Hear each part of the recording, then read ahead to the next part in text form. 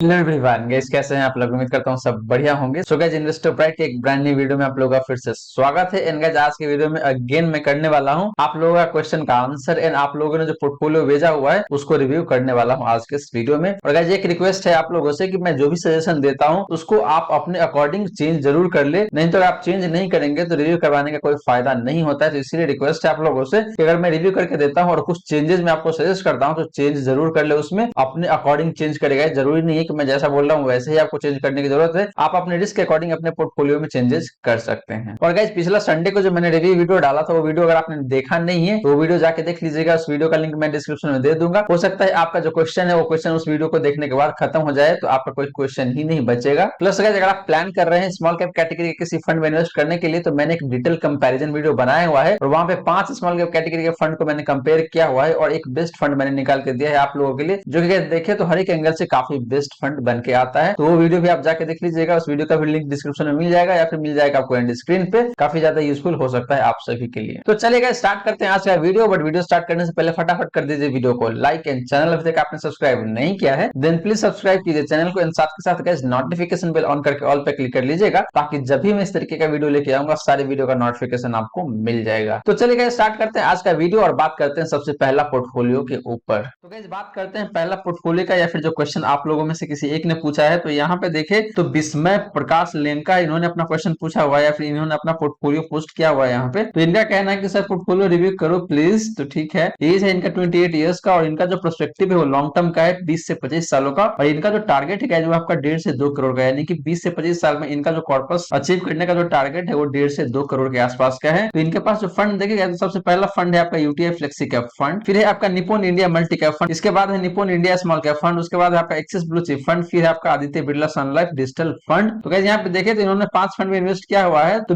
मैं आपको बता दूं कि आपका जो पहला फंड है यूटीआई फ्लेक्सी कैप फंड, ये फंड वैसे तो अच्छा है लेकिन हाल फिलहाल में देखे तो सबसे बेस्ट फंड जो निकल के आता है फ्लेक्सी कैप कैटेगरी से वो है आपका Parag Parikh flexi cap fund या फिर आपका है PGIM India flexi cap fund. तो अगर आपका रिस्क एपेटाइट काफी ज्यादा है इन दैट केस आप स्विच कर सकते हैं PGIM India flexi cap fund के साथ। अगर वहीं आपका रिस्क एपेटाइट मॉडरेट है इन दैट केस आप जा सकते हैं पराग पारिक फ्लेक्सी कैप फंड के साथ। Nippon India multi cap fund की जगह मैं आपको सजेस्ट करूंगा कि आपने क्वांट मल्टी कैप फंड के साथ जाए, वो फंड ज्यादा बेटर है इसके कंपैरिजन में। सिमिलरली आपके पास Nippon India small cap fund, तो ये फंड काफी सही है। तो मुझे यहाँ पे कहीं कोई दिक्कत वाली बात लगती नहीं है। बस दो ही दिक्कत है यहाँ पे, एक तो इसका फंड साइज बहुत ज्यादा हो चुका है और दूसरा कि इसका एक्सपेंस रेशियो काफी ज्यादा है, यानी कि 1% से भी जाता है, यानी कि 1% से भी ज्यादा है। तो ये दो ही पॉइंट है जो कि मुझे नेगेटिव साइड में दिखता है। तो अगर आपको इन दोनों पॉइंट से ज्यादा फर्क नहीं पड़ता है तो आप इसमें कंटिन्यू कर सकते हैं। अगर आपको इन दोनों पॉइंट से फर्क पड़ता है तो आप Canara Robeco small cap fund के साथ जा सकते हैं। सिमिलरली आपके पास एक्सिस ब्लू चिप फंड, तो ये फंड भी देखे तो काफी ठीक है लेकिन हाल फिलहाल में इस फंड ने उतना अच्छा परफॉर्म नहीं किया है। तो यहाँ पे अगेन आपको मैं सजेस्ट करूंगा कि आप जाए Canara Robeco blue chip equity fund के साथ। लास्टली आपके पास है Aditya Birla Sun Life digital India fund. तो ये फंड काफी सही है लेकिन आपको पता होना चाहिए कि सेक्टोरल फंड में इन्वेस्ट करने के क्या फायदे हैं और क्या नुकसान है, क्योंकि सेक्टोरल फंड अपने आप में काफी ज्यादा रिस्क लेके आता है। तो अगर आपको लगता है कि भाई इतना रिस्क आप झेल सकते हैं तो ही आप आईटी सेक्टर के फंड में या फिर कोई भी दूसरे सेक्टरल फंड में इन्वेस्ट करें। फंड वाइज कहीं कोई दिक्कत वाली बात नहीं है, आप इस फंड के साथ कंटिन्यू कर सकते हैं। अब चलिए गाइस बात करते हैं नेक्स्ट पोर्टफोलियो का। तो यहाँ पे देखें तो ऋषभ है, ऋषभ का क्या कहना है। तो इनका कहना है कि very well explain sir, please review my portfolio. ठीक है, इनके पास जो पहला फंड है आपका Canara Robeco blue chip equity fund, फिर है आपका PGIM India mid cap fund, उसके बाद आपका टाटा डिजिटल इंडिया फंड, फिर है PGIM India flexi cap fund, उसके बाद है यूटीआई निफ्टी 50 इंडेक्स फंड। और इनका जो इन्वेस्टमेंट ड्यूरेशन है वो 20+ ईयर का है, यानी कि 20 साल से ज्यादा के लिए इन्वेस्ट करना चाहते हैं, जो कि काफी अच्छी बात है। तो ऋषभ, आपके फंड मोटा मोटी देखे तो सारे ही ठीक है। Canara Robeco blue chip equity fund काफी सही फंड है। PGIM India mid cap fund देखे तो ये भी अपनी कैटेगरी में काफी बेस्ट है। टाटा डिजिटल की मैं बात करूं तो ये फंड भी काफी सही है। PGIM India flexi cap fund भी देखे अपने कैटेगरी में काफी सही फंड है, हालांकि इसका रिस्क रेशियो काफी ज्यादा है, तो आपको इस बात को जरूर ध्यान रखना चाहिए। एंड लास्टली आपके पास है यूटीआई निफ्टी 50 इंडेक्स फंड। तो यहाँ पे देखे ऋषभ, तो आपके पास निफ्टी इंडेक्स फंड भी है और आपके पास ब्लू चिप इक्विटी फंड भी है। तो दोनों फंड में बहुत ज्यादा ओवरलैपिंग मिलेगा आपको।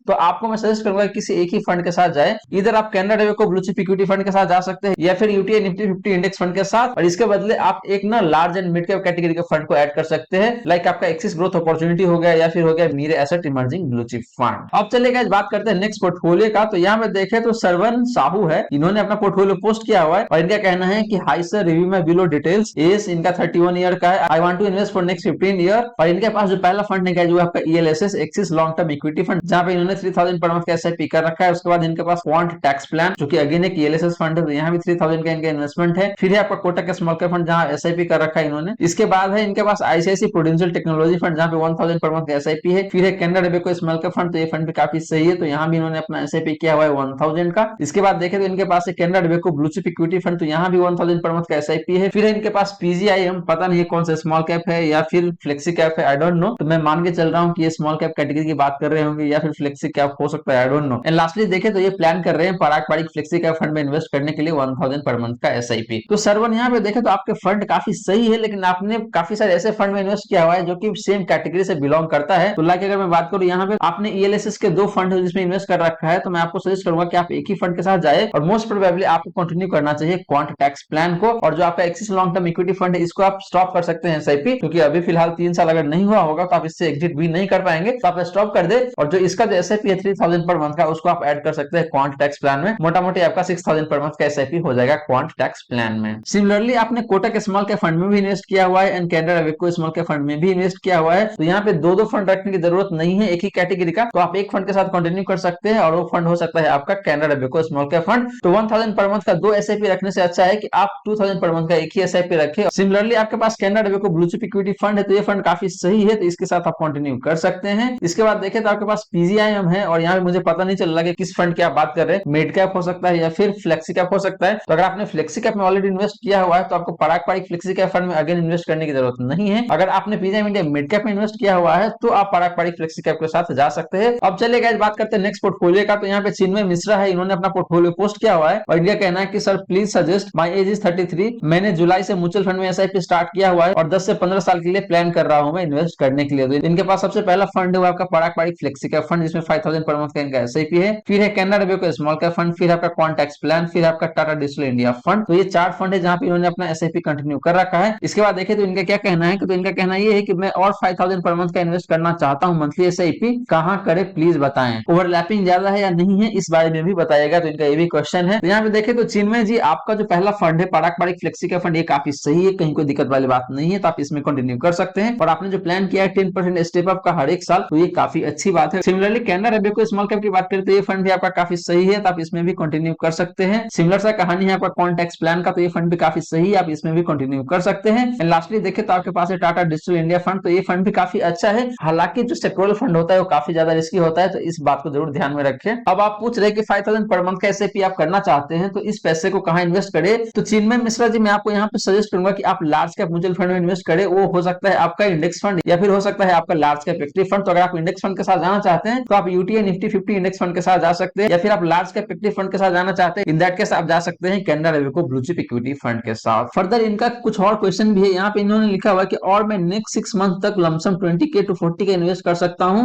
कहां करना सही होगा। तो चिन्मय मिश्रा जी आपको कोई अलग से फंड में ऐड करने की जरूरत नहीं है, आपका जो एग्जिस्टिंग फंड है जैसे मैंने आपको बताया कि Canara Robeco blue chip equity fund हो सकता है आपका लार्ज कैप इक्विटी फंड से, या फिर यूटीआई निफ्टी 50 इंडेक्स फंड हो सकता है आपका इंडेक्स फंड से, तो उसी फंड में आप अपना लमसम कर सकते हैं, कहीं कोई दिक्कत वाली बात नहीं है। एंड लास्टली देखें तो इनका एक और क्वेश्चन है कि सेम डे का एनएवी कैसे चेक करते हैं, इन सेम डे का एनएवी के लिए एसटीपी का प्रोसेस बताइए वाया लिक्विड फंड। तो चिन्मय मिश्रा जी आपको मैं बता दूं कि जो भी कट ऑफ टाइम होता है, जो भी कट ऑफ टाइम होता है लिक्विड फंड के लिए 1 बजे का कट ऑफ टाइम होता है, यानी कि 1 PM का कट ऑफ टाइम होता है, और जो नॉन लिक्विड फंड होता है उसके लिए देखा जाए तो आपका 3 PM का कट ऑफ टाइम होता है। तो आप लिक्विड फंड से एसटीपी करके अगर किसी दूसरे फंड में इन्वेस्ट करते हैं तो उस फंड का देखना पड़ेगा आपको, यानी कि जो टारगेटेड फंड है वो कौन सा फंड है, लिक्विड फंड तो नहीं है या फिर शॉर्ट टर्म फंड्स तो नहीं है, उसके अलावा कोई दूसरा फंड है, तो उसके लिए 3 PM का जो कट ऑफ टाइमिंग होता है उसको देखना पड़ेगा, और 3 PM या उससे पहले जो अमाउंट है वो ट्रांसफर हो जाने चाहिए आपके फंड हाउस के खाते में, तभी आपको सेम डे का एनएवी मिल पाएगा। यानी कि जितने अमाउंट का आपने म्यूचुअल फंड परचेज किया है उतना अमाउंट ना फंड हाउस को रियलाइज हो जाना चाहिए 3 बजे या फिर उससे पहले, तभी आपको सेम डे का एनएवी मिलता है। और गाइस आज के इस वीडियो का जो इन्वेस्टमेंट पार्टनर है वो है आपका पेटीएम मनी। तो अगर आप म्यूचुअल फंड में इन्वेस्ट करते हैं या फिर आप प्लान कर रहे हैं इन्वेस्ट करने का, तो आप पेटीएम मनी का प्लेटफॉर्म है वो यूज कर सकते हैं, वहां से आप डायरेक्ट म्यूचुअल फंड स्कीम होता है उसमें आप बाई कर सकते हैं विदाउट एनी कॉस्ट। साथ के साथ गाइस अगर आप स्टॉक में ट्रेड करते हैं या फिर इन्वेस्ट करते हैं तो आपके लिए बेहतरीन प्लेटफॉर्म हो सकता है पेटीएम मनी, क्योंकि गाइस पेटीएम मनी सबसे लोएस्ट ब्रोकरेज चार्ज करती है अपने इन्वेस्टर से, सिर्फ 15 रुपए पर ऑर्डर होता है। एक ऑर्डर में आप कितने सारे क्वांटिटी ऑर्डर कर ले, लेकिन आपको 15 रुपए ही पे करना पड़ेगा, उससे ज्यादा पे नहीं करना पड़ता है। लेकिन बाकी जो प्लेटफॉर्म है गाइस वहां पे आपको 20 रुपए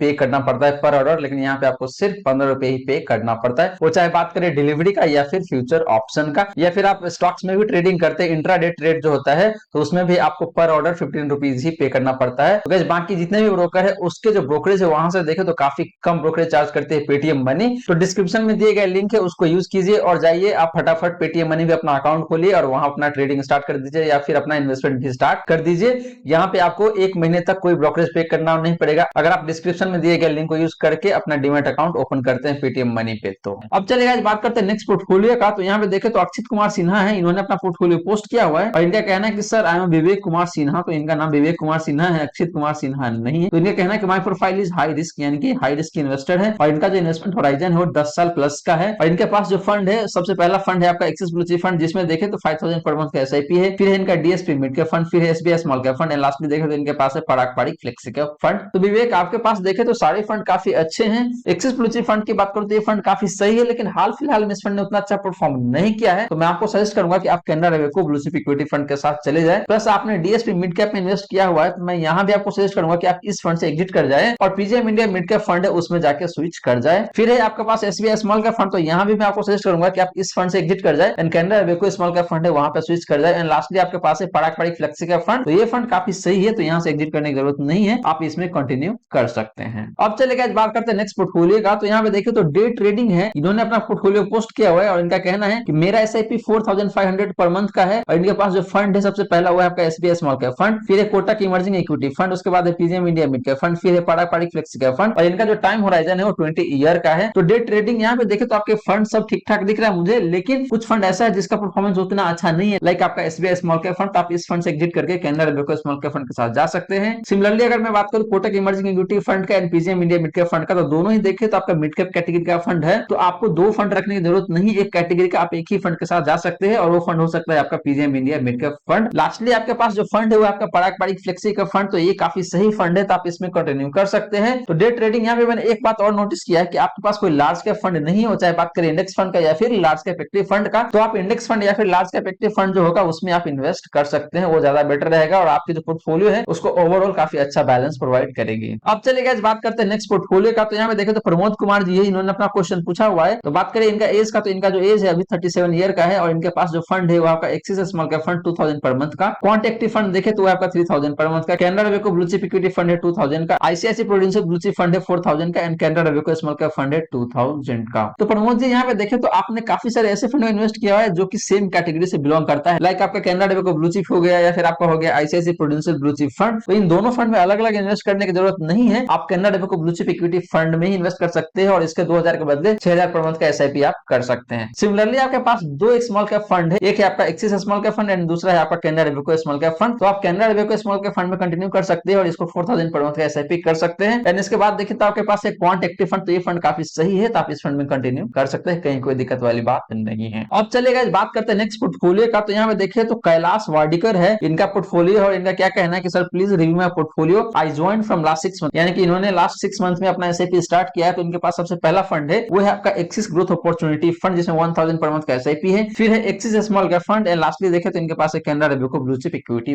फंड। तो कैलाश यहाँ पे आपके फंड सारे काफी अच्छे हैं। एक्सिस ग्रोथ अपॉर्चुनिटी फंड तो इसमें कहीं कोई दिक्कत वाली बात नहीं है, आप इसमें कंटिन्यू कर सकते हैं। Canara Robeco blue chip fund देखे तो काफी सही है अपने कैटेगरी में, तो इस फंड में भी आप कंटिन्यू कर सकते हैं। एंड लास्टली आपके पास है एक्सिस स्मॉल कैप फंड, तो आप इस फंड से एग्जिट करके Canara Robeco small cap fund में स्विच कर सकते हैं, वो ज्यादा बेटर रहेगा आपके लिए। अब चलिए बात करते हैं नेक्स्ट पोर्टफोलियो का। तो गाइस यहाँ पे बात करें सूरज पवार का, तो इन्होंने अपना पोर्टफोलियो पोस्ट किया हुआ है और इनका क्या कहना है कि sir please review my portfolio, my age is 29 year and I am a moderate risk taker. तो इनका जो रिस्क प्रोफाइल है वो मॉडरेट है, तो इनके हिसाब से देखें तो इनके पास जो फंड है वो है आपका पराग पारिक फ्लेक्सी का फंड, फिर है इनके पास HDFC S and P BSE Sensex fund जो कि काफी सही फंड है। लास्टली देखें तो इनके पास Canara Robeco small cap fund, तो ये फंड भी काफी अच्छा है, कहीं कोई दिक्कत वाली बात नहीं है। तो सूरज आपके तीनों फंड काफी सही है, इसमें कोई बदलाव करने की जरूरत नहीं है, आप टाइम टाइम पे इसको रिव्यू कर सकते हैं और उस टाइम पे कैसा परफॉर्मेंस रहेगा उसके बेसिस पे आप अपना डिसीजन ले सकते हैं। लेकिन यहाँ पे मैं कुछ पॉइंट और सजेस्ट करना चाहूंगा आपको, आपके पास मिड कैप फंड नहीं है तो यहाँ पे आप ये कर सकते हैं कि आप एक large and mid cap category का फंड जो है उसमें इन्वेस्ट कर सकते हैं, वो ज्यादा बेटर रहेगा आपके लिए। तो आप इधर इन्वेस्ट कर सकते हैं मेरे asset emerging blue chip fund में या फिर एक्सिस ग्रोथ अपॉर्चुनिटी फंड में। अब चलिए बात करते हैं नेक्स्ट पोर्टफोलियो का। तो यहाँ पे देखें तो सौम्या श्री पटनायक है, इन्होंने अपना पोर्टफोलियो पोस्ट किया हुआ है और इनका क्या कहना है कि hi sir, requesting you to kindly review my portfolio please, time horizon 10 year, SIP started in July 2021 and my overall portfolio return is only 4%, please suggest what changes I should do, thank you. तो इनके पास सबसे पहला fund है वो आपका axis blue chip fund, तो ये fund देखे तो हाल फिलहाल में यानी कि पिछले 3 साल में इस फंड ने उतना अच्छा परफॉर्म बिल्कुल भी नहीं किया है। फिर है आपका क्वांट मिड कैप फंड, तो ये फंड काफी सही है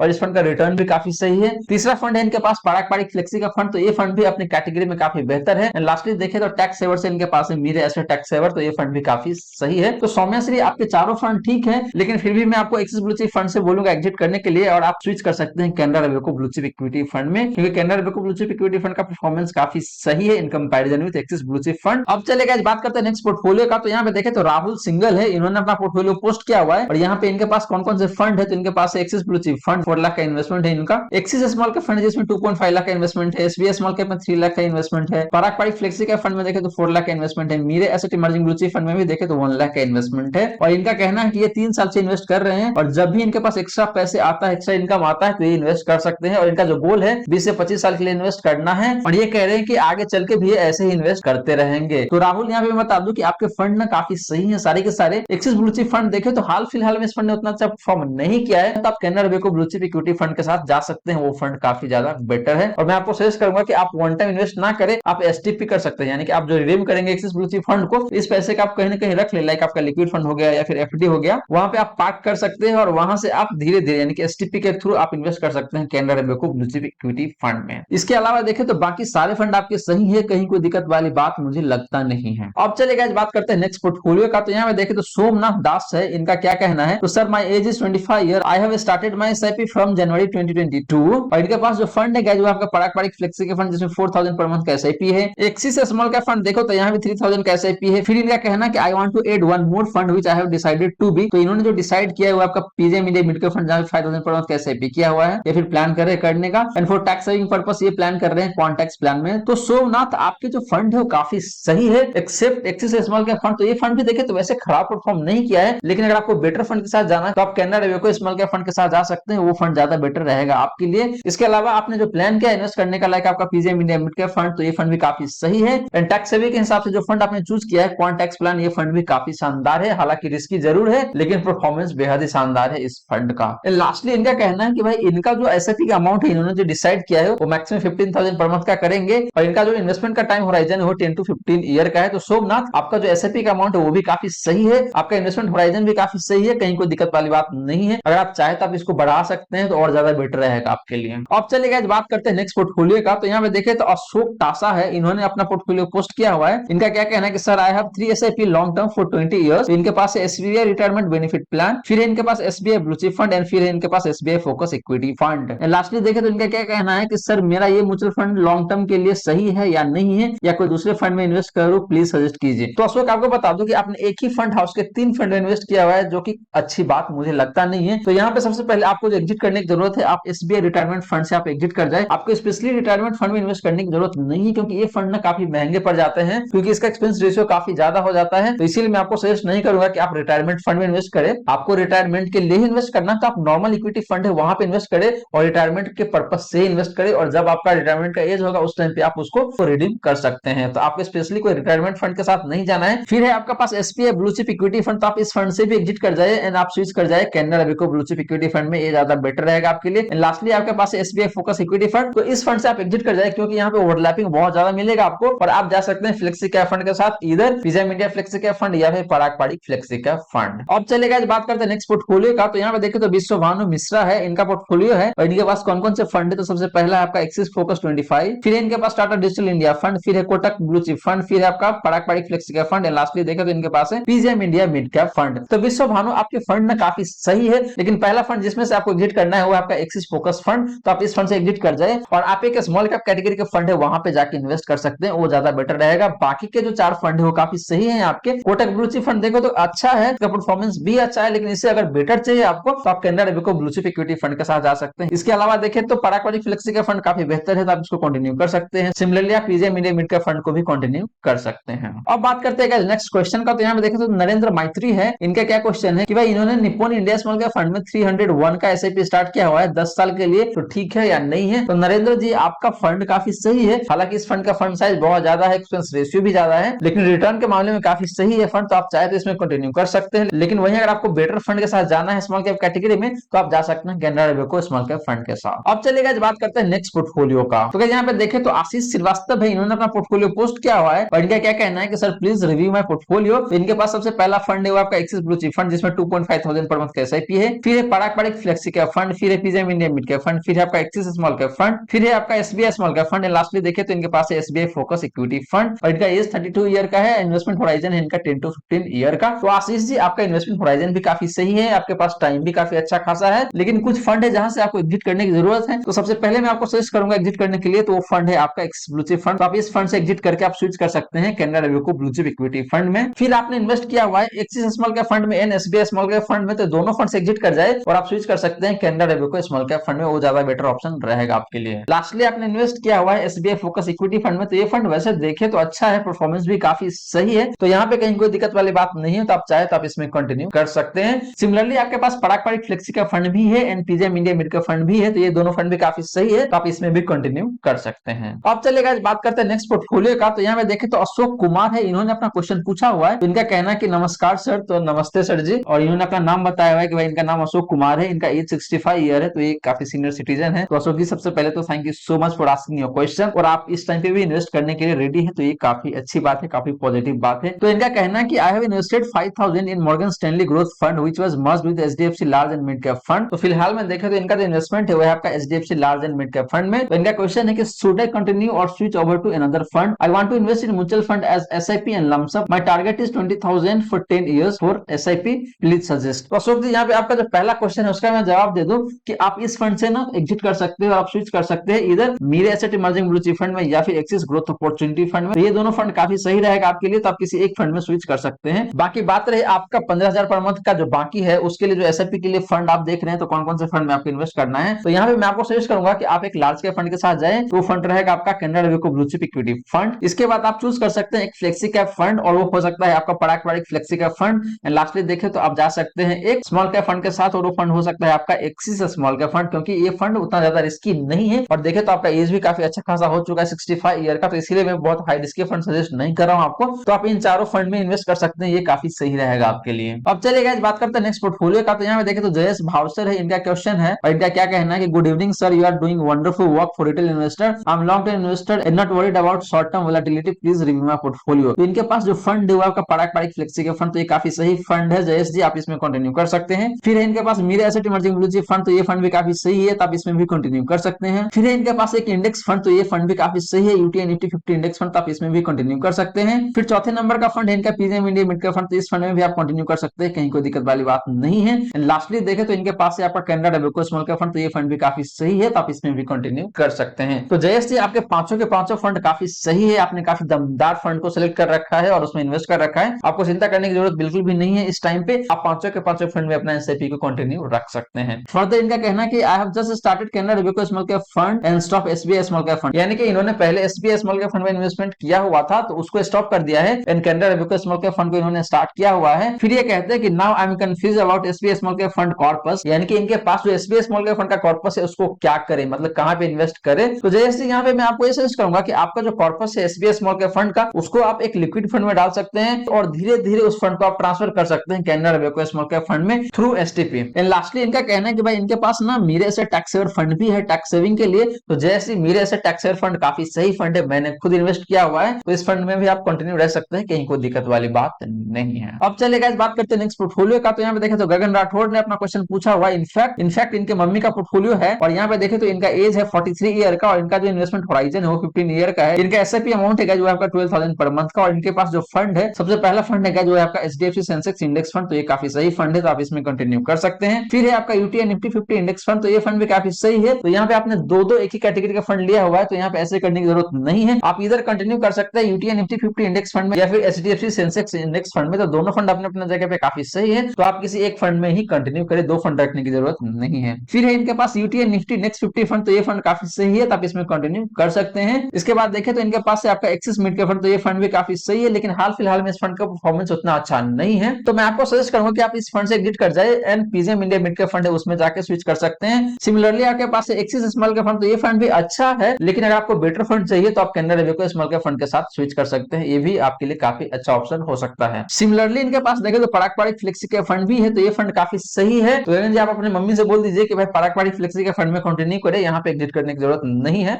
लास्टली देखें तो इनके पास जो फंड है वो आपका महिंद्रा मैन्युलाइफ मल्टी इबादत योजना फंड, तो गगन जी मैं आपको सजेस्ट करूंगा कि आप इस फंड से एग्जिट कर जाए, इस फंड का जो एओएम है वो भी ज्यादा नहीं है, तो इसलिए मैं आपको सजेस्ट करूंगा कि आप इस फंड से एग्जिट कर जाए और आप क्वांट एक्टिव फंड के साथ जा सकते। क्वांट एक्टिव फंड भी देखें तो एक तरीके का आपका मल्टी कैप फंड ही है, यानी ये फंड काफी सही है, इसका परफॉर्मेंस भी काफी सही है। अब चलेगा बात करते नेक्स्ट पोर्टफोलियो का, तो यहाँ पर देखे तो टेक्निकल हिरन है, इन्होंने अपना पोर्टफोलियो पोस्ट किया हुआ है और इनका एज देखे तो आपका 38 ईयर्स का, इनका टारगेट 15 ईयर, यानी कि इनका जो इन्वेस्टमेंट होराइजन है वो 15 ईयर का है और इनके पास जो फंड है गाइस वो आपका Bank of India AXA small cap fund. तो हिरन आपको मैं सजेस्ट करूंगा कि आप इस फंड से एग्जिट कर, यानी कि Bank of India AXA small cap fund से एग्जिट करके आप जा सकते हैं Canara Robeco small cap fund के साथ। सिमिलरली आपके पास एसबीआई मल्टी कैप फंड, तो आप इस फंड से भी एग्जिट कर सकते हैं और आप जा सकते हैं क्वांट एक्टिव फंड के साथ, वो फंड ज्यादा बेटर रहेगा आपके लिए। लास्टली आपके पास है एसबीआई रिटायरमेंट बेनिफिशियल फंड, जिसमें आप 1500 का एसआईपी कर रहे हैं, तो आप इस फंड से भी एग्जिट कर सकते हैं और आप इन्वेस्ट कर सकते हैं एक लार्ज कैप एक्टिव फंड में, तो वो फंड हो सकता है आपका Canara Robeco blue chip equity fund. अब चलेगा बात करते हैं नेक्स्ट पोर्टफोलियो का, तो यहाँ पे देखिए तो राकेश राजगोपाल है, इन्होंने अपना पोर्टफोलियो पोस्ट किया हुआ है और इनका क्या कहना है कि hi sir please review below portfolio, I have divided in two categories, long term goals 10 to 12 year and short term goal 3 to 5 year. तो लॉन्ग टर्म के हिसाब से इन्होंने जो इन्वेस्ट किया हुआ है, यहाँ पे फ्लेक्सी कैप इन्होंने 30% एलोकेट किया हुआ है, जहां पे इन्होंने 2 फंड सिलेक्ट किया हुआ है। तो राकेश सबसे पहले मैं आपको बता दूं कि आपको 2 फंड एक कैटेगरी का लेने की जरूरत नहीं है, तो आप किसी एक फंड में ही जा सकते हैं। तो इधर आप पारंपरिक फ्लेक्सी कैप फंड में जा सकते हैं या फिर PGM India flexi cap fund के साथ जा सकते हैं, वो ज्यादा बेटर रहेगा इंस्टेड ऑफ गोइंग विद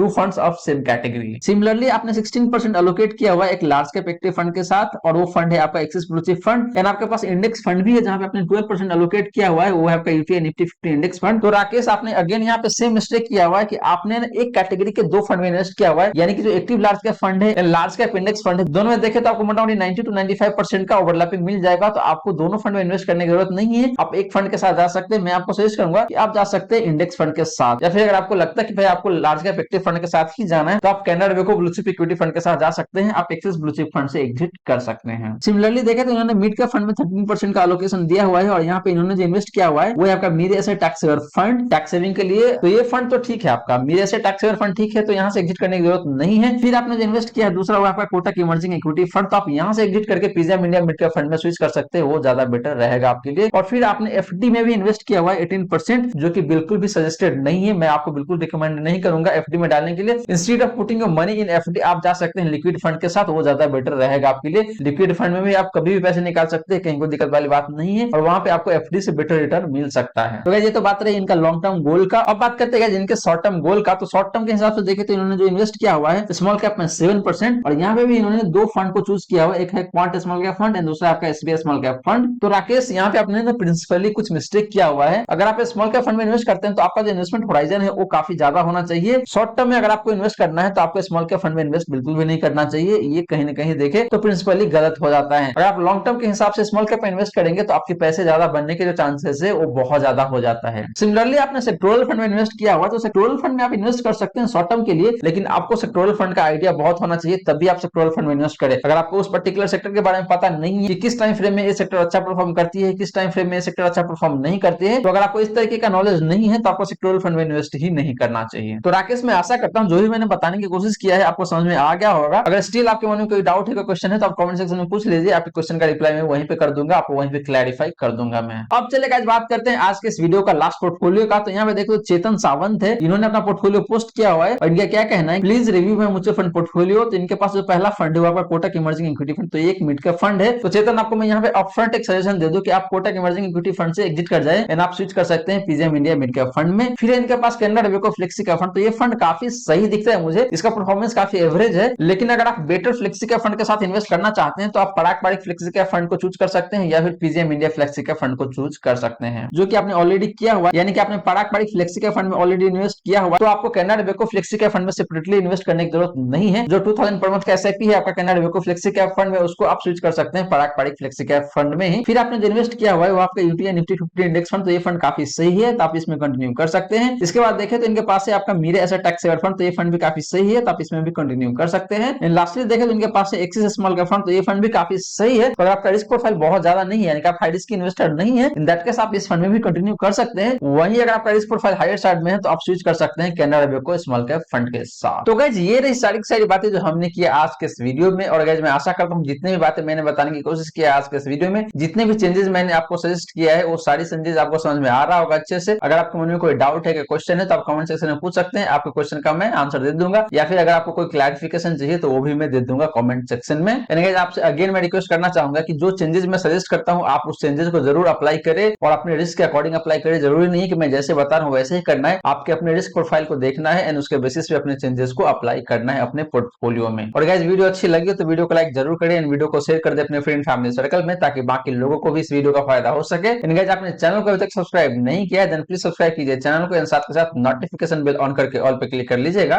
ताकि जब भी मैं इस तरीके का वीडियो लेके आऊंगा सारे वीडियो का नोटिफिकेशन आपको मिलता रहेगा। So guys, thank you so much for watching this video. मिलते हैं अगले वीडियो में। जय हिंद, जय भारत।